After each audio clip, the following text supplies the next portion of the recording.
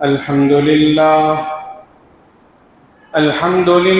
نحمده ونستعينه ونستغفره ونؤمن به ونتوكل عليه ونعوذ بالله من شرور أنفسنا ومن سيئات أعمالنا من يهده الله فلا مضل له ومن يضلله فلا هادي له ونشهد أن لا إله إلا الله ونشهد أن محمدا عبده ورسوله أما بعد فإن خير الحديث كتاب الله وخير الهدي هدي محمد صلى الله عليه وسلم وشر الأمور محدثاتها وكل محدثة بدعة وكل بدعة ضلالة وكل ضلالة في النار فأعوذ بالله من الشيطان الرجيم بسم الله الرحمن الرحيم وما تشاءون إلا أن يشاء الله إن الله كان عليما حكيما برادران ملت، معزز سامعین اور ملت اسلامیہ کے نوجوانوں، اس دنیا میں انسان کو اللہ تعالیٰ نے اشرف المخلوقات بنا کر بھیجا ہے۔ اس کے اندر بہت ساری صلاحیتیں ہیں جو اور مخلوقات سے اسے ممتاز کرتی ہیں۔ حالانکہ دنیا کی بہت ساری مخلوقات ایسی ہیں جو طاقت میں، ڈیل ڈول میں، خلقت میں، جسامت میں، ہر حیثیت سے بظاہر اونچی نظر آتی ہیں، بڑی نظر آتی ہیں اور طاقتور نظر آتی ہیں، مگر انسان کو بہت ساری خصوصیات اللہ نے ایسی دے رکھی ہیں کہ جس کی وجہ سے اسے اشرف المخلوقات قرار دیا گیا۔ ساتھ میں اللہ تعالیٰ نے اسی اشرف المخلوقات کے سلسلے میں یہ فرمایا کہ چاہے کتنی بھی اپنی صلاحیتوں کی وجہ سے ترقی کر لے، چاہے کتنے بھی اونچے مقام پر پہنچ جائے، مگر اس کے ذہن میں یہ بات رہے کہ وہ مخلوق ہے، خالق بننے کی کوشش کبھی نہ کرے، رب، خدا اور اللہ بننے کی کوشش نہ کرے۔ کیوں؟ اس لیے کہ اللہ تعالیٰ نے انسانوں کے اندر جو صلاحیتیں ودیعت فرمائی ہیں وہ ناقص ہیں۔ اسی لیے قرآن نے کہا انسان اپنی ساری صلاحیتوں کے باوجود کمزور ہے۔ ان الانسان خلق ضعیفا، وہ کمزور بیان کیا پیدا کیا گیا ہے، وہ ترقی کرے گا، ایک مقام پر آ کر مجبور ہو جائے گا، وہ اپنی طاقت دکھائے گا، ایک مقام پر آ کر اس کی طاقت سلب کر لی جائے گی، وہ عہدوں کے اونچے اونچے مناصب پر پہنچے گا، مگر ایک مقام پر وہ مجبور ہو جائے گا۔ قرآن کریم میں، احادیث نبویہ میں اور خود تاریخ انسانی بتلاتی ہے کہ انسان اپنی ساری صلاحیتوں کے باوجود اکثر مقامات پر مجبور نظر آتا ہے۔ اب کیا کریں؟ اللہ نے فرمایا ہمیشہ انسان کو چاہیے کہ وہ اپنا ہر معاملہ اللہ کے حوالے کرے۔ اگر وہ اونچے مقام، اونچے عہدے اور مقام اور منصب پر فائز ہے، تب بھی وہ کبر اور غرور کے بجائے اپنی صلاحیتیں، اپنا مقام اور مرتبہ اللہ کے حوالے کریں، اللہ سے کہیں کہ اللہ میرے بس میں کچھ بھی نہیں تھا، یہ سب کچھ آپ نے کیا۔ فتح مکہ کے موقع پر رسول اللہ صلی اللہ علیہ وسلم نے وہ کارنامہ انجام دیا تھا کہ اگر دنیا دار کوئی بادشاہ ہوتا تو کیا کرتا؟ سر فخر سے اونچا ہوتا. مگر رسول اللہ صلی اللہ علیہ وسلم کی زندگی کا سب سے بڑا خواب جو سچ ثابت ہوا تھا، فتح مکہ کے موقع پر مکے کو فتح کرنا. دنیا نے دیکھا کہ وہ فاتح اعظم مکے میں داخل ہوتے ہوئے سر جھکائے ہوئے تھے. یہ کہہ رہے تھے کہ اللہ، یہ مقام، یہ مرتبہ، یہ عہدہ، یہ منصب، یہ سب آپ ہی کا دیا ہوا. یوسف علیہ السلام بچپن میں خواب دیکھا تھا انہوں نے. بچپن میں 11 ستارے، رأیت 11 کوکبا، 11 ستارے، چاند، سورج سجدہ کر رہے. حضرت یعقوب علیہ السلام نے فرمایا بیٹا یہ خواب کسی کو مت بتانا. زندگی کے عروج پر یہ خواب سچ ثابت ہوا. بہت ساری آزمائشوں، مشکلات، تکلیفوں، قید و بند کی صعوبتوں، غلامانہ زندگی، ان سب کے بعد ایک زمانہ وہ آیا جب مصر کی ساری باغ ڈور ان کے ہاتھ میں تھی. یہ بادشاہ، یہ عزیز مصر، یہ وزیر خزانہ، دنیا کے عہدے ان کے سامنے تھے. مگر انہوں نے مثال پیش کی کہ بندہ چاہے کتنے بھی اونچے مقام پر کیوں نہ پہنچ جائے، وہ اپنے معاملے اللہ کے حوالے کرے. چاہے وہ مشکل میں ہو، چاہے وہ آسانی میں ہو، اپنے معاملہ وہ اللہ کے حوالے کرے. آپ دیکھیے مصر کے سب سے بڑے عہدے پر فائز ہیں. قرآن یہ کہتا ہے وَرَفَعَ أَبَوَيْهِ عَلَى الْعَرْشِ وَخَرُّوا لَهُ سُجَّدًا وَقَالَ يَا أَبَتِ هَذَا تَأْوِيلُ رُؤْيَايَ مِن قَبْلُ. اونچے مقام، اونچے عہدے پر ہیں، بھائی سب سجدہ ریز ہیں، اور وہ خواب سچ ثابت ہوا جو بچپن میں دیکھا تھا. تب حضرت یوسف علیہ السلام نے اپنے والد محترم سے کہا ابا جان یہی وہ خواب ہے جسے میں نے دیکھا تھا، جس کی تعبیر کا علم آپ کو تھا. آپ نے یہ فرمایا تھا کہ میں کسی کو نہ بتاؤں. ھذا تأویل رؤیایا من قبل قد جعلها ربی حقا. اللہ نے سچ کر دکھایا. اس کے بعد کی آیت آپ دیکھیے، اس اونچے مقام، اس عہدے اور اس منصب پر بیٹھے ہوئے انسان کی زبان سے کیا نکل رہا ہے؟ رب قد آتیتنی من الملک وعلمتنی من تأویل الاحادیث فاطر السماوات والارض انت ولی فی الدنیا والآخرہ. اللہ یہ میرا نہیں ہے، میرا اس میں کوئی عمل دخل نہیں ہے. یہ عہدہ، یہ عزت، یہ مقام، یہ مرتبہ، یہ حکومت، یہ جاہ و حشمت، یہ سب کچھ آپ کا دیا ہوا ہے. انت ولی فی الدنیا والآخرہ، انت ولی فی الدنیا والآخرہ. اللہ آپ ہی ہیں. بس میری خواہش تو یہ ہے کہ زندگی بھر میں آپ کی عبادت میں اپنا وقت گزاروں. سلیمان علیہ السلام وقت کے بادشاہ تھے.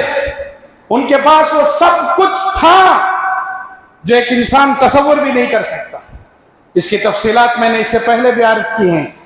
جب بھی انہوں نے رب کی نعمتوں کو یاد کیا، جب بھی انہوں نے تسخیر کائنات کا اپنے آنکھوں سے نظارہ کیا، ان کی زبان سے یہی نکلا تھا ھذا من فضل ربی. اللہ یہ تیرا شکر ہے، تیرا احسان ہے، یہ تیرا فضل ہے، تیرا کرم ہے. ہر چیز کو چاہے خوشی ہو چاہے غم ہو، بندے مومن کو چاہیے وہ اپنے معاملات اللہ کے حوالے کرے. خوش ہو الحمدللہ کہے، غم ہے انا للہ پڑھے. دونوں حیثیتوں سے ہم اپنے آپ کو رب کے حضور حاضر کر رہے ہیں. اللہ ہم مجبور ہیں، یہ بیماری ہے، اس بیماری کا میرے پر کوئی اختیار نہیں تھا.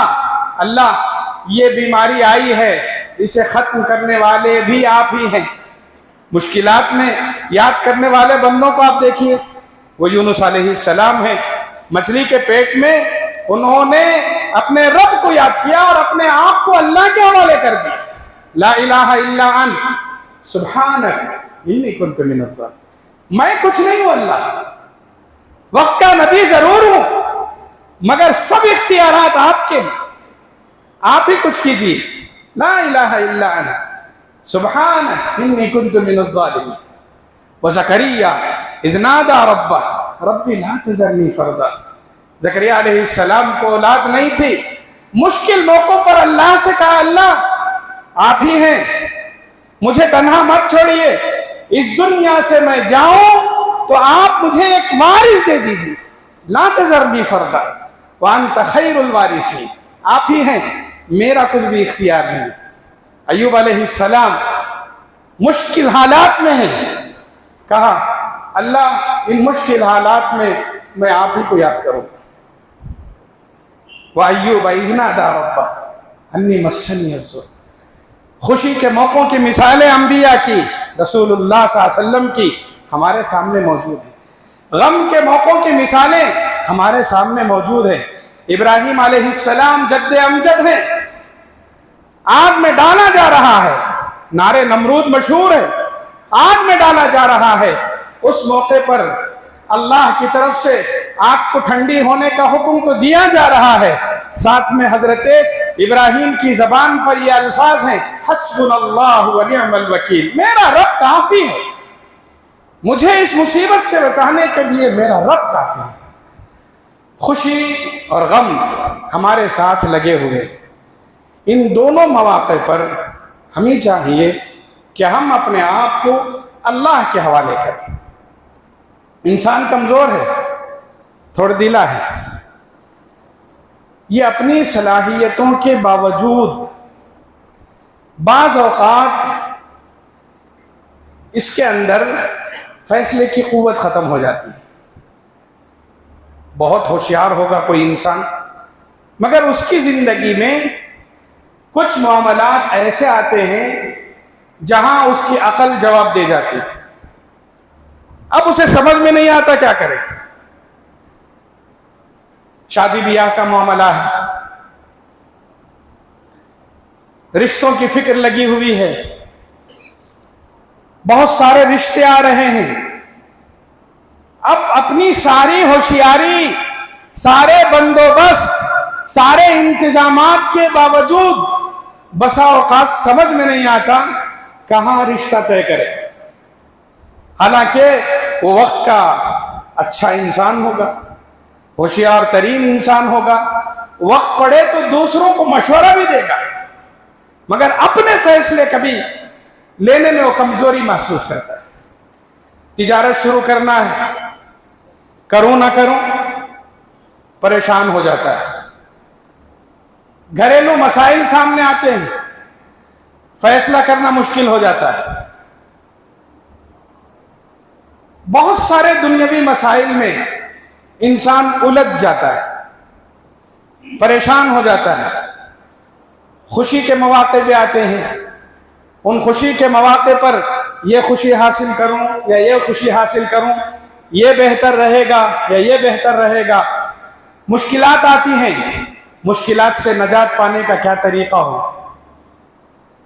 اب یہاں پر ہماری اور آپ کی ذمہ داری یہ ہے کہ ہم ان معاملات میں کیا کریں. کیا میں صرف اپنی عقل پر بھروسہ کر کے کوئی بھی فیصلہ لے لوں، یا اپنی ساری ہوشیاری کے باوجود اپنے رب سے رجوع ہوں. اسلام یہ کہتا ہے کہ آپ کو خوشی اور غم ہر حال میں اپنے آپ کو اللہ کے حوالے کرنا چاہیے. کوئی بھی معاملہ صرف اپنی عقل، صرف اپنے بھروسے یا صرف اپنی ہوشیاری پر کرنے کی ضرورت نہیں. مثال کے طور پر آپ کے سامنے ایک رشتہ آیا، بظاہر اچھا ہے، لوگ دیندار بھی نظر آ رہے ہیں، کھاتے پیتے گھرانے کے ہیں، خاندان بھی اچھا ہے، لڑکا بھی اچھا نظر آ رہا، یا لڑکے والے لڑکی کو دیکھ رہے ہیں، رشتہ اچھا نظر آ رہا ہے، بظاہر سب سفید پوشاک، سب اچھے ہیں، کوئی کمی نظر نہیں آ رہی ہے. ایسے موقعوں پر آپ صرف اپنی صلاحیت یا صرف ظاہری رکھ رکھاؤ کو دیکھ کر خود اپنے آپ فیصلہ مت کیجیے. کیا کرنا؟ قرآن نے کہا اس معاملے کو آپ اللہ کے حوالے کیجیے. اسے کیا کہتے ہیں؟ استخارہ کہتے ہیں. استخارہ ہمیں زندگی میں پیش آنے والے خیر اور شر دونوں معاملات کو اللہ کے حوالے کرنا کہ آئندہ اس معاملے میں ہمارے لیے خیر ہو، آئندہ اس معاملے میں ہمارے لیے اچھائی ہو. آپ بیوپار شروع کر رہے ہیں، آپ کے پاس پیسہ ہے، سرمایہ آپ کے پاس ہے، جس تجارت کو آپ شروع کر رہے ہیں اس میں کوئی رکاوٹ نہیں ہے، کسی قسم کی کوئی مشکل نہیں ہے. آپ اپنے آپ پر اور اپنے پیسوں پر بھروسہ کر کے کاروبار شروع مت کیجیے، بلکہ شروع کرنے سے پہلے اللہ کے حوالے کیجیے، استخارہ کیجیے. عام طور پر استخارے کے سلسلے میں لوگوں کے ذہن میں یہ بات بیٹھی ہوئی ہے کہ کسی دو معاملے میں مشکل پیش آ گئی، سمجھ میں نہیں آ رہا یہ کروں یا یہ کروں، تب ہم استخارہ کریں گے. نہیں، یہ غلط فہمی، اسلام نے یہ تعلیم نہیں دی. آپ ہر اچھے اور برے سے بچنے کے لیے، اچھے کو حاصل کرنے اور برے سے بچنے کے لیے ہر معاملے میں ایک استخارہ کیجیے. رشتے کا معاملہ ہو، کوئی فیصلے کا معاملہ ہو، کسی کام کو آگے بڑھانے کا معاملہ ہو، کہیں آپ تدریس میں جمنا چاہتے ہیں، آپ ملازمت میں جمنا چاہتے ہیں، ہر معاملے میں آپ استخارے کو ملحوظ رکھیں. ذہن سے نکال دیں کہ مجھے دو کام سامنے ہیں، یہ کروں یا یہ، تب بھی کرنا ہے. آپ کے سامنے دو دنیاوی معاملات ہیں، یہ کروں یا یہ کروں، دو رشتے ہیں، یہ کروں یا یہ کروں، دو ملازمتیں ہیں، یہ کروں یا یہ کروں، دو بیپار یا تجارت ہیں، یہ کروں یا یہ کروں، تب بھی کر سکتے ہیں.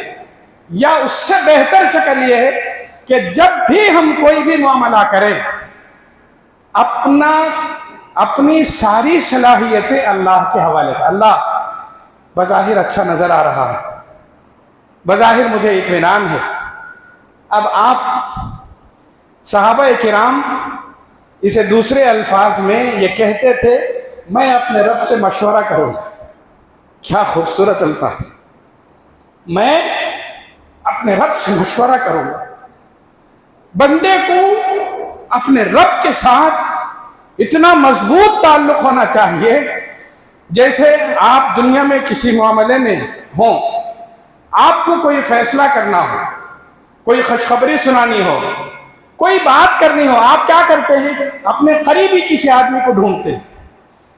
یہ چاہتے ہیں کہ میں فلاں کو سناؤں، فلاں سے مشورہ کروں.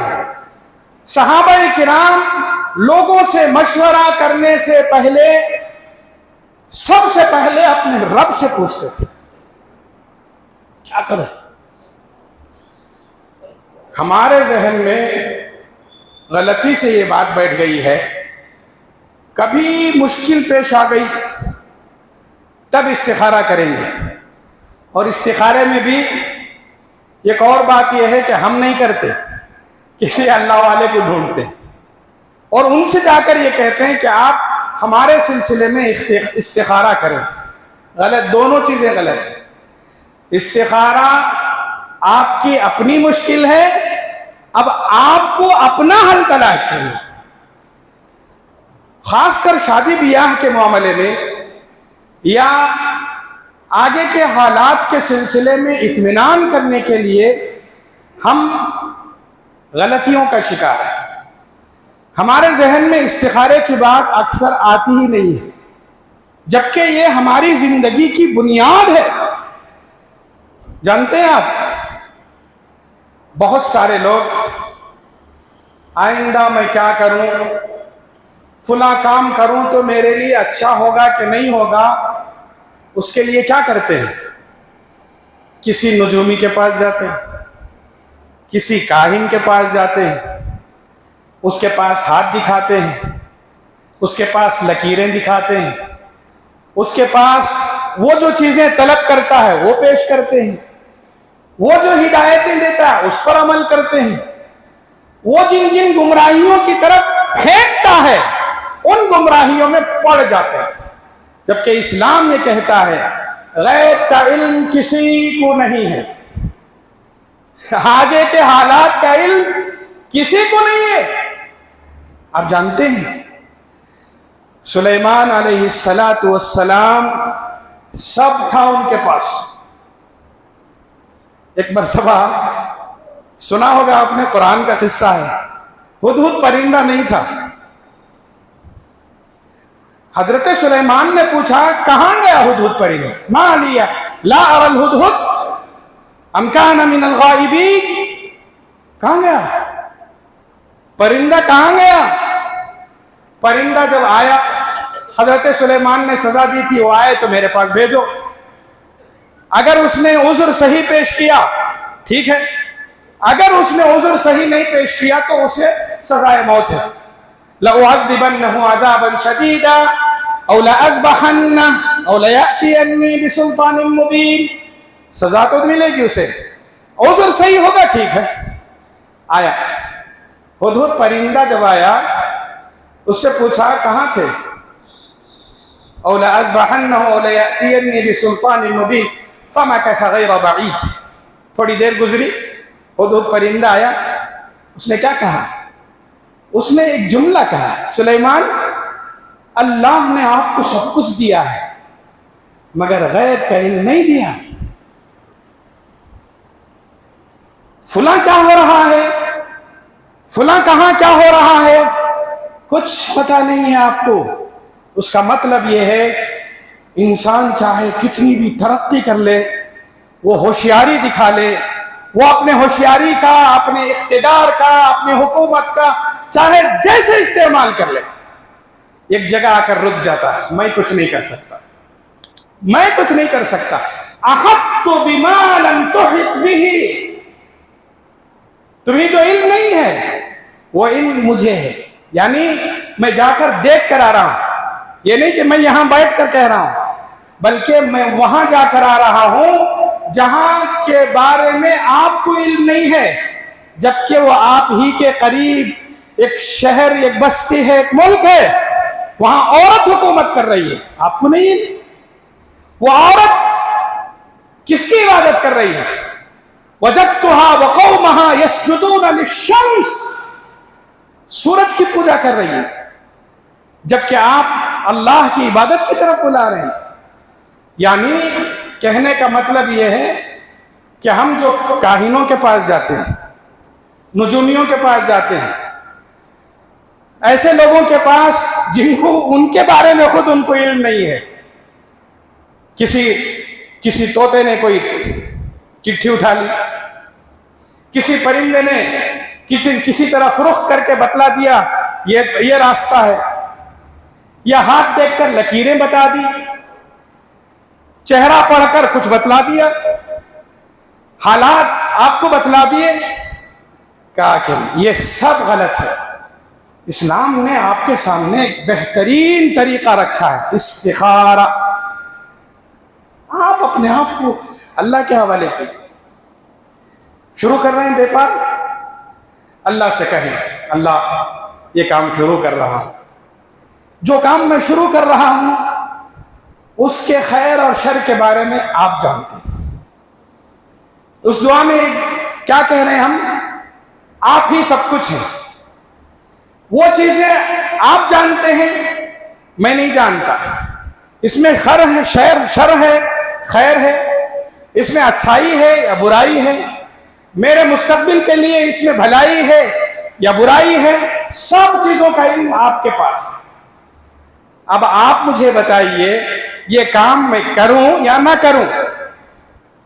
پھر اسی دعا میں یہ کہا جا رہا ہے اللہ اگر یہ کام اچھا ہے میرے لیے راستے آسان فرما دے، اور اللہ اگر یہ کام اچھا نہیں ہے تو اس میں آپ ہی کسی طریقے سے اس کو ختم کر دیجیے۔ کیا بہترین دعا!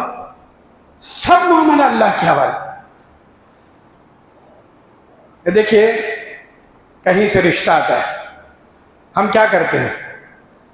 بظاہر دو چار سے مشورے کے بعد ہم یہ سمجھتے ہیں میں نے صحیح فیصلہ کر لیا. بسا اوقات کیا ہوتا ہے, سرسری بس اپنی ہوشیاری پر فیصلہ کرنے کی وجہ سے بہت بڑے دھوکے ہو جاتے ہیں. آپ کو اچھا لگے یا برا لگے, سب سے پہلے استخارہ کریں. خاص طور پر رشتے اگر ہمارے سامنے آتے ہیں اور بظاہر ہمیں اچھا لگتا ہے تو ہم اس معاملے کو اللہ کے حوالے کرتے ہی نہیں. استخارہ کرتے ہیں کبھی کبھی یا کرواتے ہیں, مگر تب جب آپ کو مشکل پیش آتی ہے, فیصلہ کرنے میں دقت ہو. کہا گیا کہ نہیں, ہر برے معاملے کو شروع کرنے سے پہلے آپ ضرور استخارہ کیجیے. آپ مجھے بتائیے, رسول اللہ صلی اللہ علیہ وسلم سے زیادہ سچا, اچھا, بہترین کوئی انسان ہو سکتا ہے؟ اللہ نے کیا کہا؟ خاتم الانبیاء, محبوب خدا, دشمن, دوست, اپنے, غیر, سب نے گواہی دی کہ یہ سب سے بہترین انسان. اللہ اکبر. جانتے ہیں آپ حضرت زینب بنت جہش, یہ حضرت زید بن حارثہ کی پہلی بیوی. حضرت زید بن حارثہ رسول اللہ صلی اللہ علیہ وسلم کے لے پالک بیٹے تھے, متبنہ تھے. دونوں میں نکاح ہوا, دونوں میں انبن ہوئی, رشتہ نبھ نہیں پایا. دونوں کے درمیان ہمیشہ کچھ نہ کچھ بحث ہوتی رہتی. اس قدر بحث یا اس قدر دوریاں یا نا اتفاقی رشتہ نبھنا مشکل تھا. فیصلہ یہ ہوا کہ ان دونوں کو الگ کر دیا جائے. دونوں کی طلاق ہو گئی. دونوں کی طلاق کے بعد, عدت کے بعد, رسول اللہ صلی اللہ علیہ وسلم نے حضرت زینب بنت جہش کے پاس اپنا رشتہ بھیجا. جانتے ہیں مطلقہ خاتون ہے, اور جو بھی مطلقہ خاتون ہوتی ہے ان کے لیے رشتوں کا ملنا ایک حساب سے مشکل ہوتا ہے. اور پھر اگر کہیں سے رشتہ آ جاتا ہے, 10 مشورہ دینے والے کہتے ہیں پہلے کر لو, شوہر نہیں ہونے سے بہتر ہے کر لو. حضرت زینب بنت جہش کے پاس رسول اللہ صلی اللہ علیہ وسلم کا رشتہ ہے. میں چاہتا ہوں کہ آپ سے نکاح, اور عین اللہ کی مرضی بھی یہی تھی. کیا کہا زینب بنت جہش نے؟ کیا کہا؟ یا رسول اللہ, میں اپنا فیصلہ تب تک نہیں سناؤں گی جب تک میں اپنے رب سے مشورہ نہیں کروں. سبحان اللہ. ہم دنیا کے معمولی کسی رشتے کے بارے میں اچھا سوچ کر کسی سے پوچھنا گوارا نہیں کرتے. کیوں پوچھوں؟ رشتہ تو اچھا ہے, دیکھا بھلا ہے, سامنے کا ہے, یقیناً اچھا ہے, اس میں ہمیں کسی قسم کی کوئی رکاوٹ نہیں ہے, مگر آپ اس رشتے کو اپنے اوپر مت لیجیے. میری ہوشیاری, میرا فیصلہ, میری بات میں نے کیا ہے, نہیں. اللہ سے کہے, اللہ میں کیا کروں؟ اب دیکھیے زینب بنت جہش نے کیا کہا, میں اللہ سے مشورہ کروں گی. اللہ نے آیت نازل فرمائی, فَلَمَّا قَضَى زَيْدٌ مِّنْهَا وَطَرًا زَوَّجْنَاكَهَا, ہم نے نکاح کیا ان کا. اللہ اکبر. ہر معاملے کو، یہ تو مثال نکاح کی ہے، ہر معاملے میں آپ کو اطمینان ہو. تب بھی میں بار بار اس لیے کہہ رہا ہوں، استخارے کے سلسلے میں پہلی بات تو یہ کہ ہم سست ہیں. دوسری بات یہ ہے کہ اگر ہم کو ذرا اطمینان ہو کہ یہ میں کر سکتا ہوں، استخارہ کرتے ہی نہیں. کرنا چاہیے اور ہر معاملے میں کرنے کی ضرورت ہے. امام بخاری رحمۃ اللہ علیہ، انہوں نے جو کتاب حدیث کی لکھی ہے وہ صحیح بخاری ہے، اور متفقہ فیصلہ ہے قرآن کے بعد اس دنیا کی سب سے صحیح ترین کتاب بخاری شریف ہے. ان کے بارے میں آتا ہے امام بخاری کے سلسلے میں جتنی حدیثیں انہوں نے بخاری میں لکھی ہیں، جمع کی ہیں، ان خود وہ اپنے بارے میں کہتے ہیں جب بھی کوئی حدیث میں جمع کرتا، لکھتا اس کتاب میں، اس سے پہلے 2 رکعت نماز پڑھ کر استخارہ ضرور کرتا تھا. اس میں کوئی حدیث ایسی نہیں ہے جس میں میں نے اپنے رب سے مشورہ نہ کیا. حالانکہ ایک ایک حدیث کے سلسلے میں انہوں نے محنت کی، مشقت کی، تکلیفیں اٹھائیں، ہر قسم کی احتیاط انہوں نے کی، کہیں سے بھی کوئی غلط حدیث جمع نہ ہو جائے. سب کوششوں کے بعد حضرت امام بخاری رحمۃ اللہ علیہ جو حدیث جمع کرتے تھے اس سے پہلے ضرور استخارہ کرتے تھے. استخارے کا ایک مطلب یہ ہے کہ میں یہ کام کروں یا نہ کروں.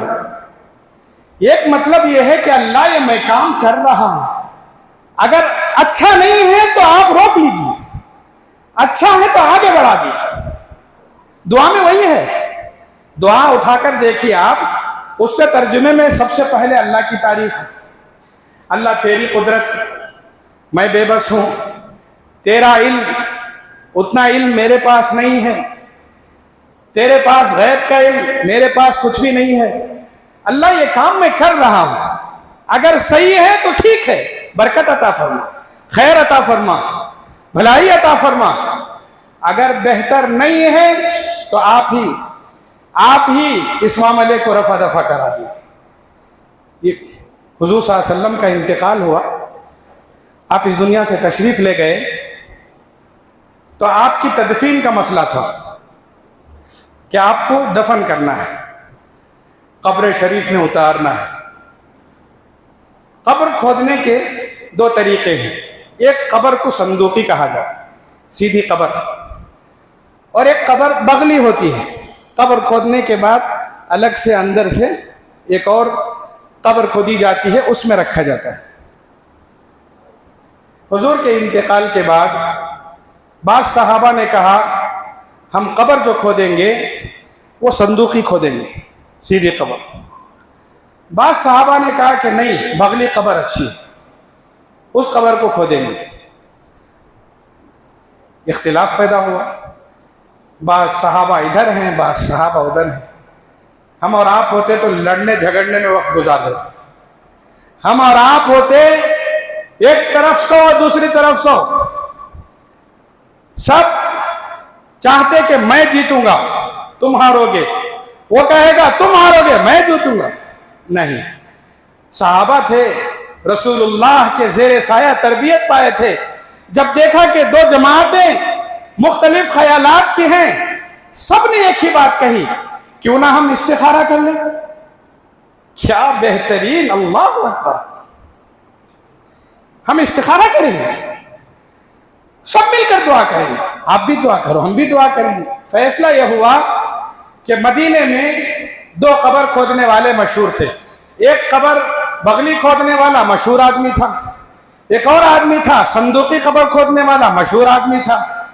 سب نے کہا کہ ہم دونوں کو بلائیں گے، دعا سب کریں گے، استخارہ سب کریں گے، اس کے بعد بلائیں گے دونوں کو.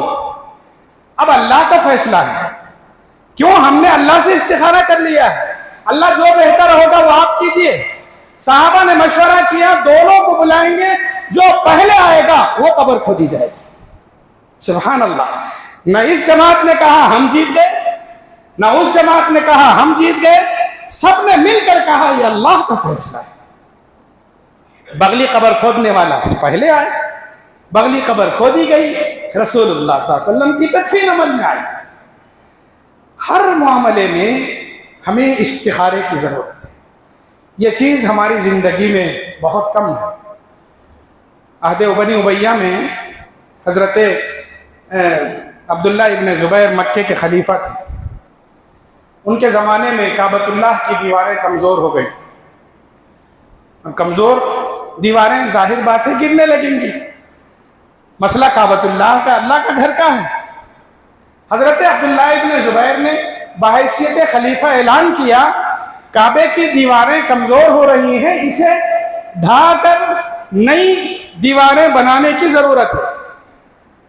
سب لوگوں نے کہا کہ نہیں کرو ایسا، یہ اللہ کا گھر ہے، اسے توڑو گے، اللہ کا گھر ہے، اس پر کلہاڑی چلاؤ گے۔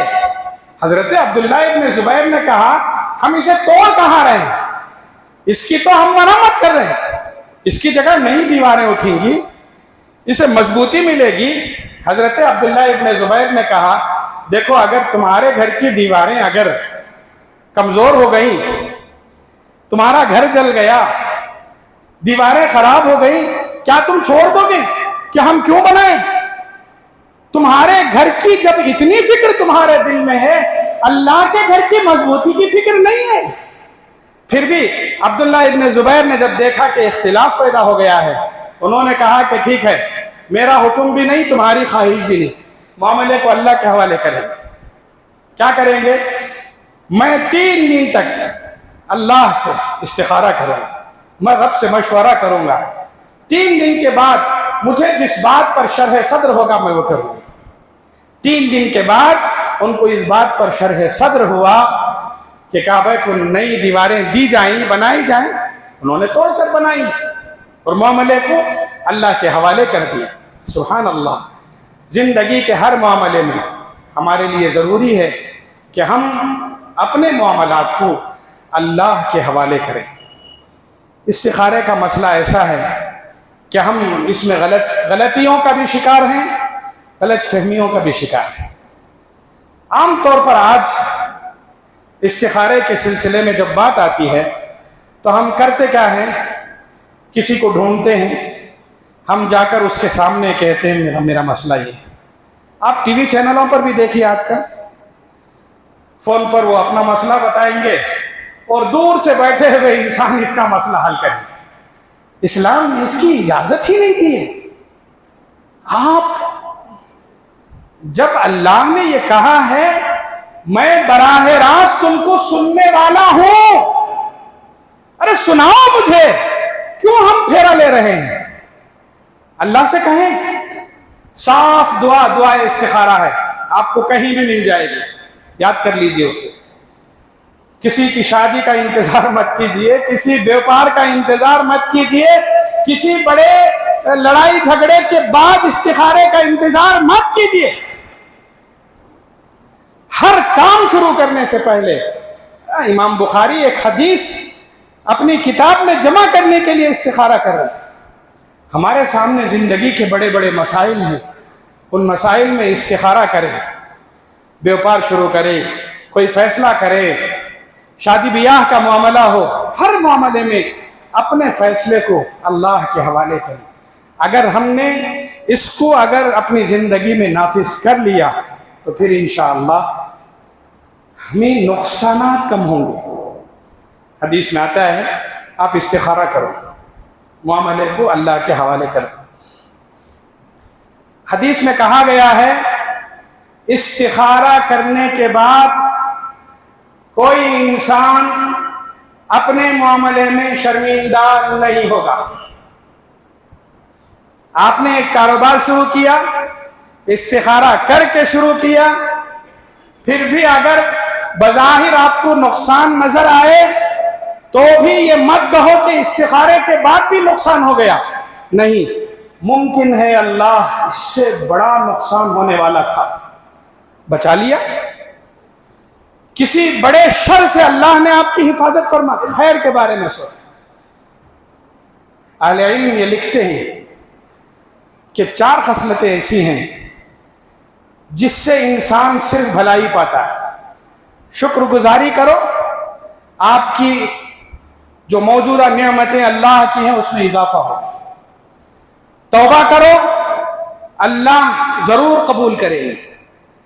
مشورہ کرو، اللہ صحیح فیصلہ کرنے کی قوت عطا فرمائیں گے۔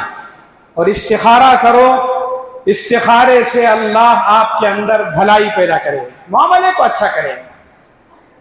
اب ہم اپنے معاملے کو اللہ کے حوالے کرنے کے بعد اس میں نقصان نظر آئے یا نفع آئے، دونوں میں ہماری بھلائی ہے، ہم اس کے سلسلے میں بے فکر ہو جائیں۔ انشاءاللہ ہماری زندگی خیر میں ہوگی، اچھی ہوگی، بہتر ہوگی۔ استخارے کے سلسلے میں ہم پابندی کرنے کی کوشش کریں، اپنی زندگی کے فیصلوں کے وقت غلط قدم مت اٹھائیں، غلط راہ مت چنیں، غلط لوگوں کا انتخاب مت کریں، صحیح راہ، صحیح راستے کو اختیار کریں، اسلام کیا کہتا ہے اس پر عمل کریں۔ آج ہی آپ دعائے استخارہ یاد کر لیجیے، اسے زندگی کے ہر موڑ پر اپنانے کی کوشش کیجیے، انشاءاللہ بہت فائدہ ہوگا، بہت فائدہ ہوگا، نقصان نہیں ہوگا، اور اللہ ہمیشہ آپ کے ساتھ رہیں گے، ہمارے ساتھ رہیں گے۔ اللہ ہم سب کو عمل کی توفیق